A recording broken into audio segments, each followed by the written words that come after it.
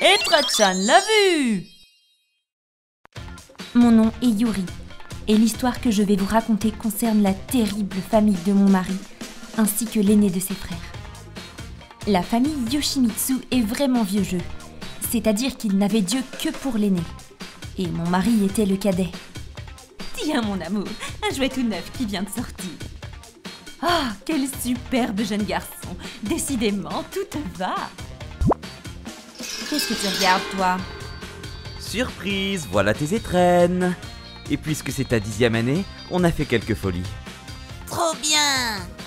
Oh, par contre toi, je vais garder les tiennes. Tu n'en as pas besoin pour le moment après tout. Papa, maman, j'ai vraiment besoin de ces feuilles spéciales pour mon cours de calligraphie à l'école. J'aurais juste besoin de 8 €, s'il vous plaît. Hein? T'es sûr que tu ne te fous pas de nous, que tu ne vas pas acheter autre chose avec? Allez, c'est bon, prends. Que ce gosse peut être pénible, sérieux. Et ce quotidien se poursuivit même après son entrée au lycée. En plus des cours, il avait un petit boulot, et quand il rentrait avec sa paie, il avait systématiquement le droit à un accueil glacial, au cours duquel il se faisait taxer. Et à l'inverse, son aîné, qui avait pourtant été élevé dans la même famille, est devenu un type pourri gâté, comme pas deux.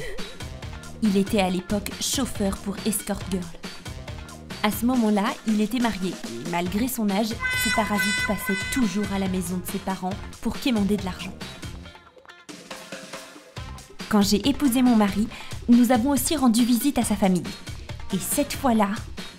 Puisque vous vivez sous notre toit, vous allez devoir obéir à ce que nous, les parents, vous demandons. Et ce, sans faute.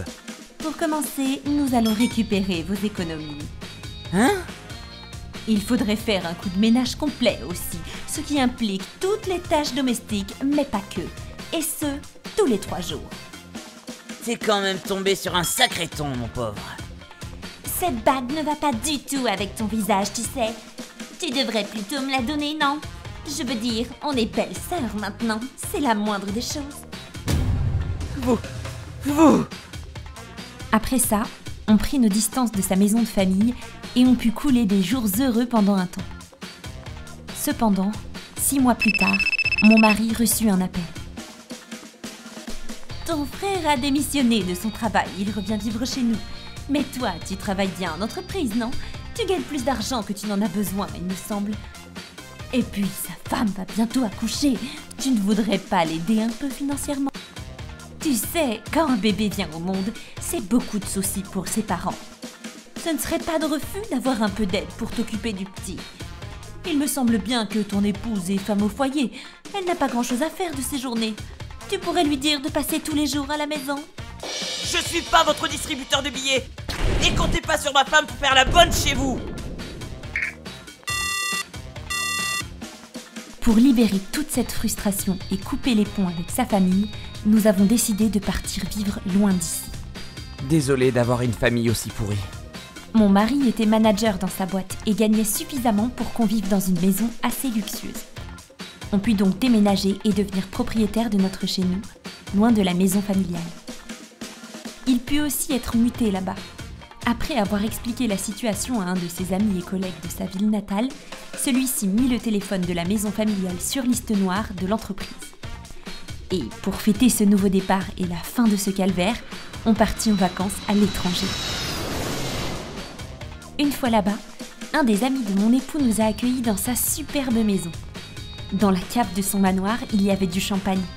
On put trinquer comme la haute bourgeoisie. On a fait bâtir notre propre maison. C'est vraiment le bonheur. Point. On ajouta une photo de notre voyage dans l'enveloppe à destination de la maison de ses parents. Si on se fie à ce que nous ont dit nos connaissances qui vivent dans le quartier de mes beaux-parents... Qu'est-ce que c'est que ça? Où est-ce qu'il est parti ce petit crétin? C'est tous les jours très animé depuis qu'ils l'ont reçu. Il faut qu'on les retrouve. Il faut qu'on trouve où ils sont partis. On n'a plus un rondou. Ils croient qu'on va les laisser partir avec l'argent qui nous revient sans rien dire. Son grand frère va le faire sortir de sa cachette. Oh ouais, je vais le retrouver, coûte que coûte. Hélas pour eux, le détective local était une connaissance de mon mari. Donc pas de problème pour nous. La famille de mon époux était connue pour ses activités louches. Et la police ne les aida pas non plus apparemment. Et de ce qu'on m'a dit, il n'avait pas le moindre ami vers qui se tourner.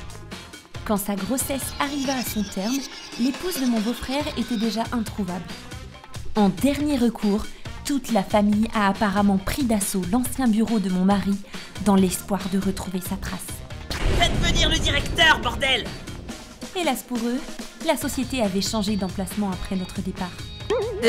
Directeur? Mais vous êtes qui en fait?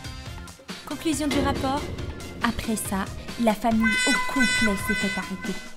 On put enfin vivre notre quotidien en paix. Oui, enfin.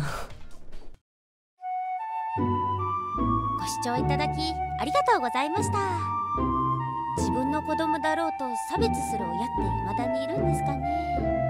そんなに長男だけを可愛がりたいのだったら最初から一人だけ産むっていうことにしておけばよかったんじゃないのかなと私は思ってしまいます。半分虐待されていたようなものですけど何も問題がなく立派に育ってくれてよかったですね。長男のお嫁さんは本当にどこに行ってしまったんですかね。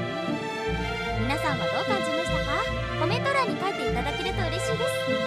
また少しでもスカッとした方チャンネル登録と高評価をお願いいたします。